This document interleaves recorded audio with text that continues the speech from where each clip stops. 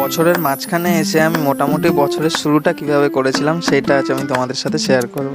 তো 1 জানুয়ারি আমরা বেসিক্যালি পুজো দিতে চলে গেছিলাম দক্ষিণেশ্বরের মায়ের মন্দিরে। আমি প্রতি বছরই প্রথম দিন শুরু করি দক্ষিণেশ্বরের মায়ের মন্দিরে পুজো দিয়ে।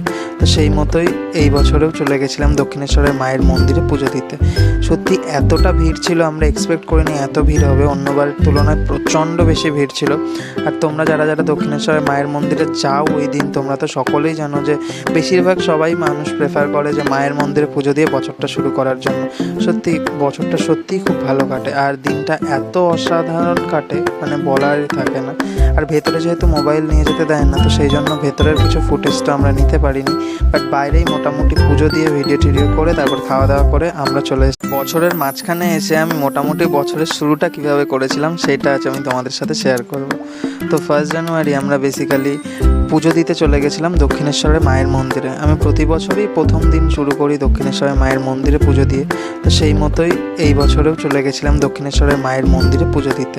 সত্যি এতটা ভিড় ছিল, আমরা এক্সপেক্ট করিনি এত ভিড় হবে। অন্যবারের তুলনায় প্রচণ্ড বেশি ভিড় ছিল।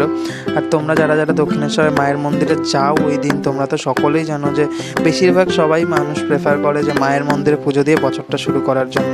সত্যি বছরটা সত্যিই খুব ভালো কাটে, আর দিনটা এত অসাধারণ কাটে মানে বলারই থাকে না। আর ভেতরে যেহেতু মোবাইল নিয়ে যেতে দেয় না, তো সেই জন্য ভেতরের কিছু ফুটেজটা আমরা নিতে পারিনি। বাট বাইরেই মোটামুটি পুজো দিয়ে ভিডিও টিডিও করে তারপর খাওয়া দাওয়া করে আমরা চলে